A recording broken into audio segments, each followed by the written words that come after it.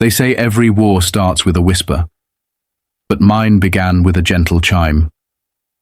The kind of delicate melody that dances through summer air, catching the light between leaves, stirring only the quietest corners of the soul. I never imagined something so small, so peaceful, could ignite a neighborhood rebellion. But then again, I hadn't met Karen yet. When I moved into the quiet cul-de-sac on Maplewood Drive, I thought I'd found my personal slice of paradise. The houses were modest but well kept, lawns trimmed like green carpets, and the evenings held that nostalgic glow of porch lights and the scent of jasmine. After years of city noise, this place felt like a retreat. I wasn't looking to ruffle feathers. I just wanted peace. I unpacked slowly, savoring the silence, setting up a modest backyard garden and hanging a pair of copper wind chimes my grandmother had given me. They'd always reminded me of home, soft, almost spiritual sounds that seemed to hum with memory. Every evening I'd sit outside with a book or a glass of wine, the chimes singing in the breeze.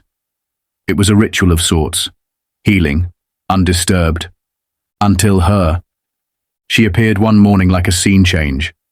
Blonde bob, clipboard in hand, pastel polo shirt tucked into khakis.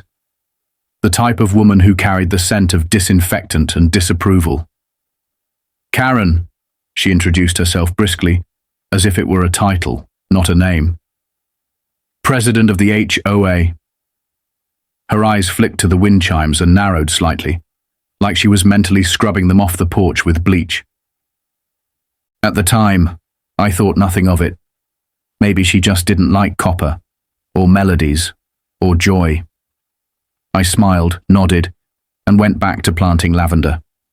But as I'd learn, nothing escaped Karen's notice. Not a blade of grass out of line, not a curtain the wrong shade of beige, and certainly not a pair of wind chimes that dared to sing without permission. What started as a friendly wave at a neighbor turned into a silent battle line.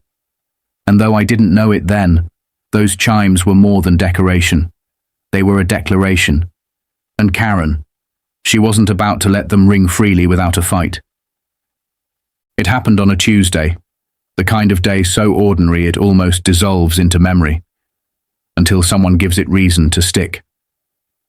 I was inside, folding laundry and humming to the soft clinks of my wind chimes dancing on a light breeze when there came a knock. Not a friendly knock, not a curious neighbor, or a welcome to the block gesture. No, this one was sharp and precise, the kind of knock that says, "You're about to be corrected." When I opened the door, there she was again, Karen, standing like a hall monitor at the gates of suburban perfection. She didn't waste time on pleasantries. Her eyes didn't meet mine. They went straight past me, locking onto the wind chimes behind my shoulder like they were contraband. "We need to talk," she said in a tone that made it clear this wasn't a suggestion. I stepped aside, but she didn't enter. Karen operated like a drone, always hovering, never landing. "Those wind chimes," she began, already sighing, "have become a concern." She said it like they were roaming the streets unsupervised, mugging old ladies and frightening small dogs. I blinked, genuinely confused. "A concern?" "Yes. Multiple residents have mentioned the noise," she said, drawing out the word as if it physically hurt her. "It's creating an auditory disruption." She tapped her clipboard, even though I doubt there was anything written on it except maybe a to-do list titled "Eliminate Joy." I wanted to laugh, but her expression was devoid of irony. "They're just wind chimes," I said gently. "Very quiet. I can barely hear them unless I'm outside." Karen tilted her head, as if I'd said something in a foreign language. "We pride ourselves on maintaining a peaceful and uniform atmosphere here," she said. "Decorations and fixtures visible or audible from neighboring properties must conform to HOA guidelines. You'll receive a formal notice. Kindly remove them within 48 hours." She turned to leave, mission accomplished. not waiting for a response. I stood there in the doorway, watching her walk away, stunned. The chimes let out a soft, almost sympathetic note as the wind picked up. It felt like they knew what had just happened. Something small, something petty, but something that would not be forgotten. Karen had drawn the first line, and it sounded like the start of something much bigger. 2 days later, the envelope arrived.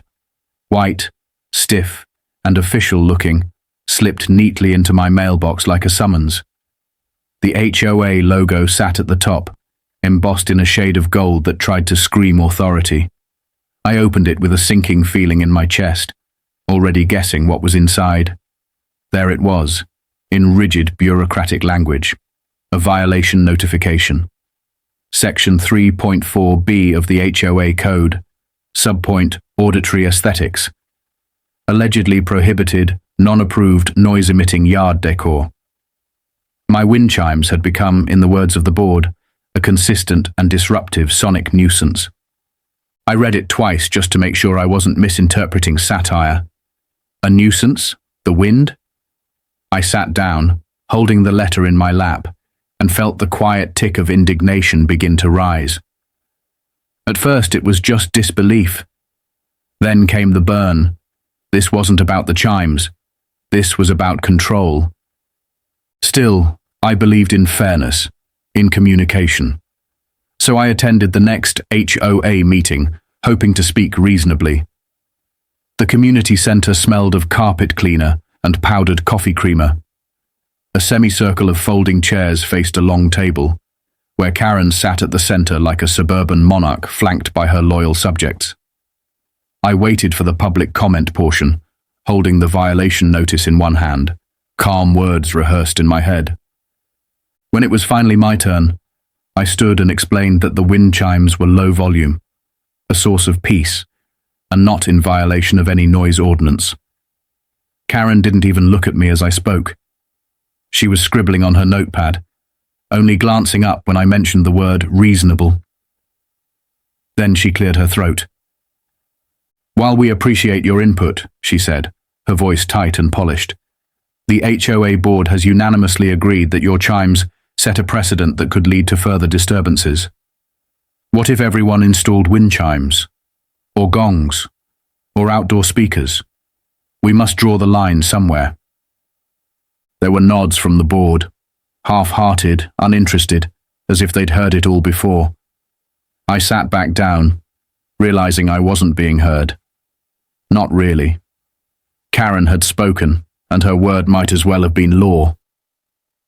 Outside, the wind picked up, and I imagined those soft notes dancing across fences and rooftops, carrying the weight of resistance. The chimes weren't gone yet, and neither was I. A few days after the meeting, I found myself watering the garden with less joy than usual. The wind chimes still hung proudly, but now every note felt like a countdown. I half expected Karen to march up the driveway with bolt cutters. But something shifted when my next-door neighbour, George, leaned over the fence with a cup of coffee and a smirk. "Did Karen send you one of those letters too?" he asked, nodding toward the chimes. I laughed, more relieved than amused. "So it's not just me?" He shook his head. "She once cited me for leaving my garbage bins out 20 minutes too long. 20 minutes. My wife calls her the dictator of the driveway." That conversation opened a floodgate. Over the next few days, I started casually chatting with more neighbours, on the sidewalk by the mailbox while trimming hedges. One woman, Marta, said Karen demanded she remove a seasonal wreath because it wasn't seasonally neutral. A father down the street got fined because his son's tricycle was left on the front porch overnight. The stories ranged from laughable to outrageous.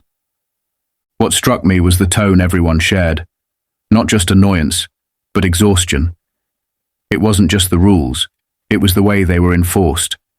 Arbitrary, petty, always cloaked in the language of community standards, but really just Karen's personal vision of order. Curiously, when I brought up the wind chimes, Most neighbors didn't even know they existed.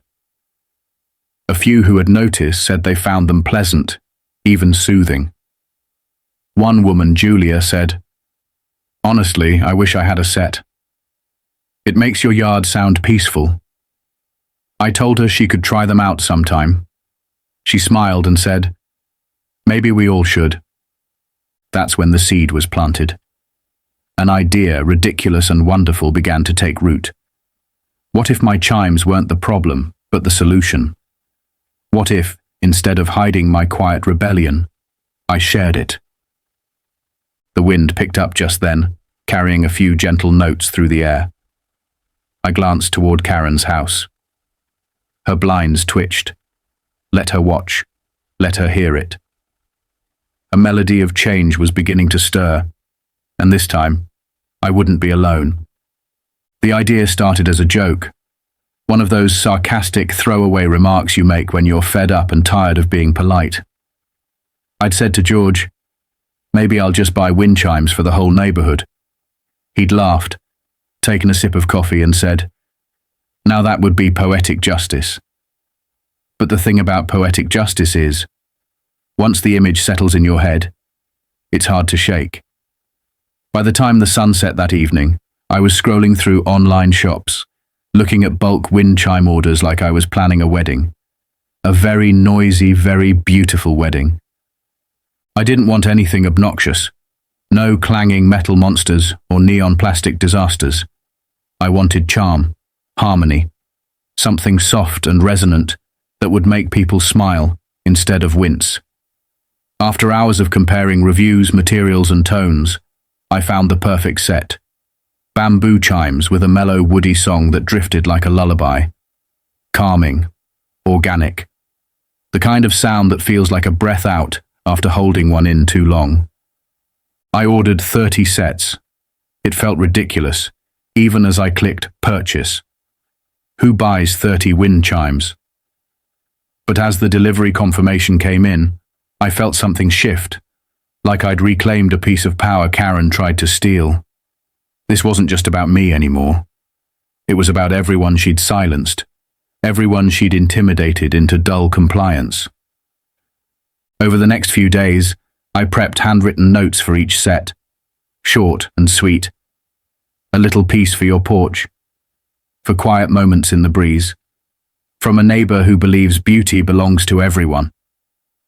I tied the notes with twine, paired each one with a neatly boxed chime, and stacked them in my garage like gifts waiting for Christmas morning. When the delivery truck pulled up and unloaded those boxes, I half expected Karen to come storming across the lawn, clipboard swinging, but she didn't. She didn't know what was coming. That was the best part. This wasn't a tantrum or a protest. It was something gentler, stronger. An act of community dressed in kindness, wrapped in melody. I wasn't going to fight her on her turf anymore. I was going to play my own song, and I was going to let it echo from every porch in the cul-de-sac. It was early Saturday morning when I began my quiet rebellion. The neighborhood still slept beneath a thin veil of fog, the kind that makes every sound feel sacred. One by one, I walked up to porches, gently placing a box near each front door like some offbeat suburban Santa. Inside each package was a wind chime, neatly wrapped, with its little note tied in twine. My heart raced with every delivery, not from fear, but from a thrill I hadn't felt in years. This was mischief with a purpose, and it felt good. By mid-morning, the neighborhood started to stir.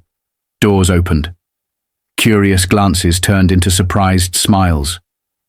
I peeked through my living room window and watched Julia across the street hold up her gift with wide eyes before waving in my direction. George was already on his porch assembling his chime, grinning like a kid with a new toy. Laughter bubbled up here and there, the kind of laughter people forget they're allowed to have when they've lived under someone's thumb for too long. It didn't take long for the music to begin.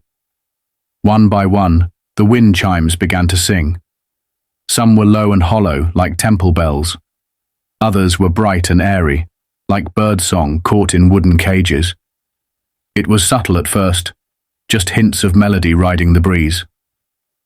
But as more neighbors joined in, hanging their gifts proudly, the sound spread. It wasn't loud, it was lovely, natural, alive. Then, of course, came Karen. She emerged from her front door like a storm cloud wrapped in beige.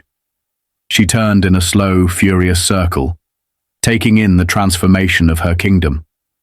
I could see her mouth working, forming silent protests before the words finally erupted into the air. She marched to the edge of her driveway, arms folded, scanning each porch with the intensity of a general surveying an invasion. But she didn't say a word. Not yet. Because the neighborhood wasn't just tolerating this act, they were embracing it. Karen might have ruled through isolation before, but now something had changed. There was connection, unity, joy. The breeze picked up again, sending a collective chorus drifting across lawns and hedges.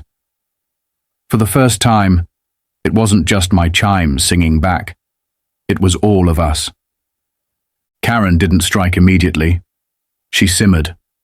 For a full day, maybe two, she paced her porch like a sentry, her arms crossed so tightly, it looked like she was holding herself together. I saw her watching, always watching, her eyes flicking from porch to porch, as if counting the traitors.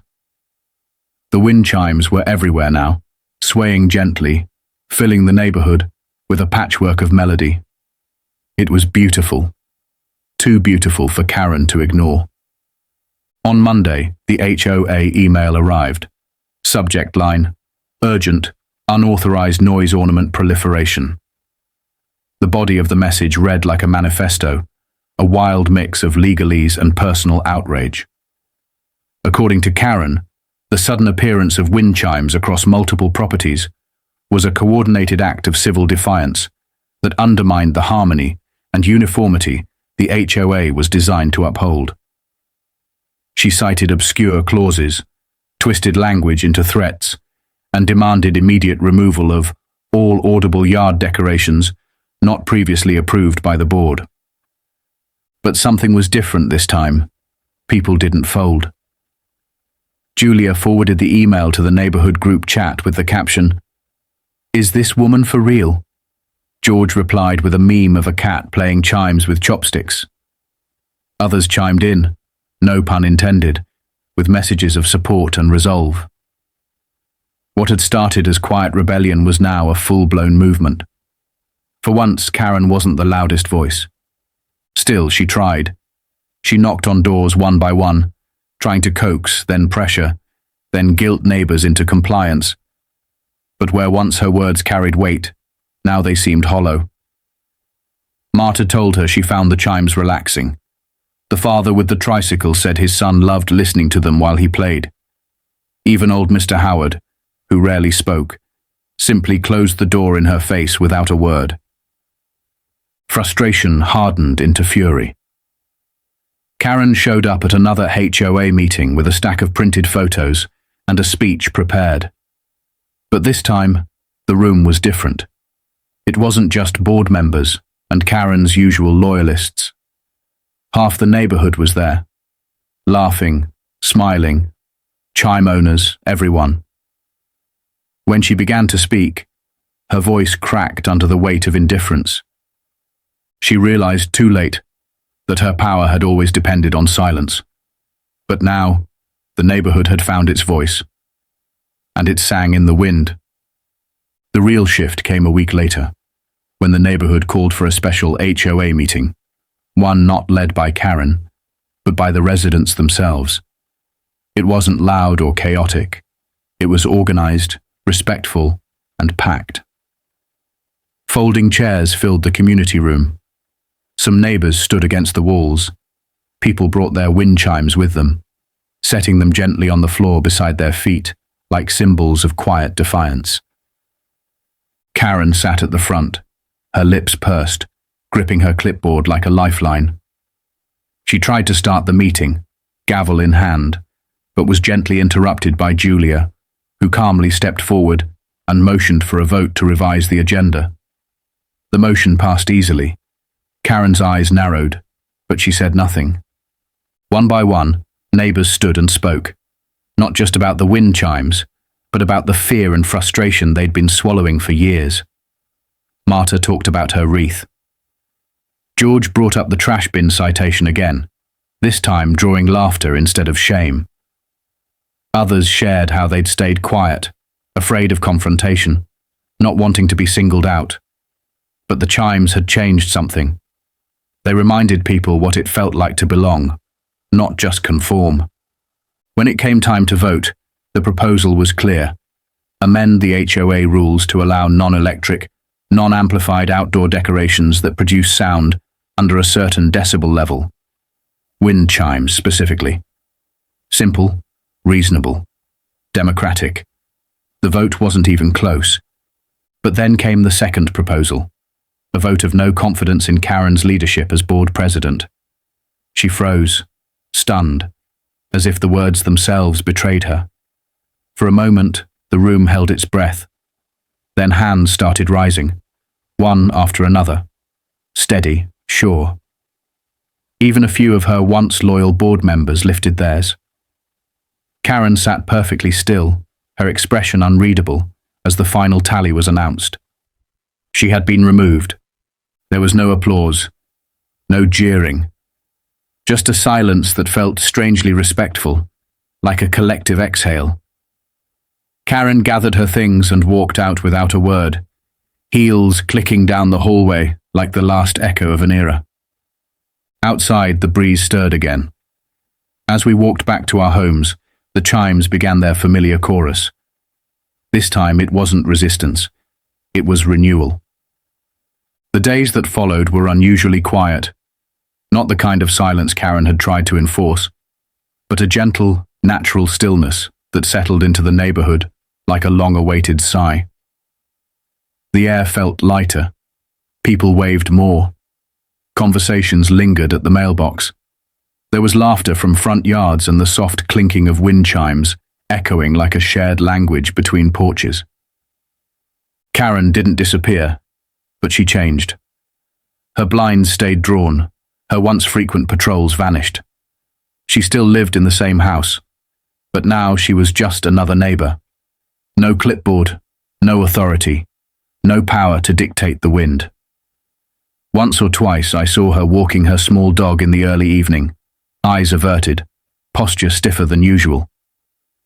The neighborhood had moved on, not cruelly, just completely. The HOA board was restructured with fresh faces who understood that community didn't mean control. They focused on cooperation, not correction. The rules became clearer, simpler, kinder. And the wind chimes? They stayed. Some neighbors swapped theirs for different tones.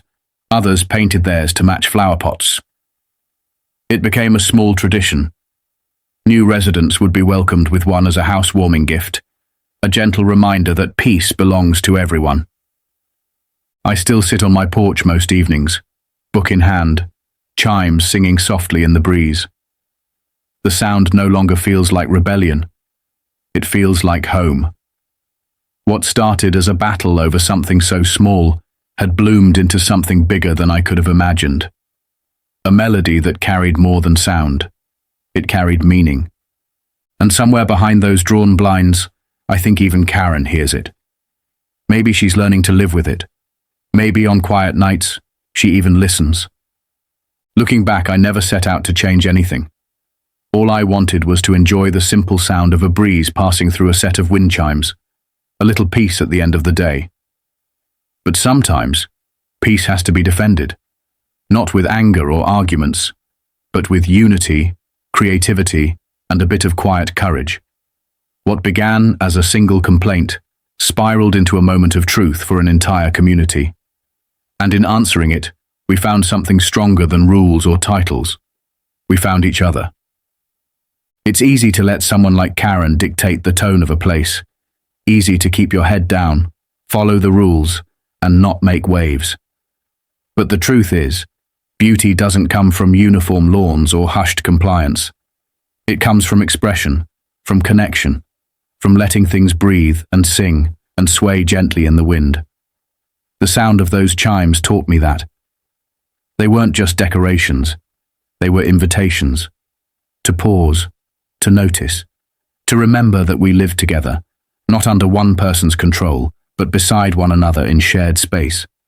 And the best part? We didn't win with noise. We won with melody. We didn't fight with fists or fury. We responded with kindness, with a little mischief, and a lot of heart. That's how neighborhoods change. That's how people change. Not through fear, but through resonance. So if you ever find yourself being told to silence the small joys in your life, I hope you remember this story. I hope you remember that sometimes the softest sounds carry the loudest truths. And I hope you let them ring, let them echo, let them remind the world that peace, once shared, becomes impossible to silence.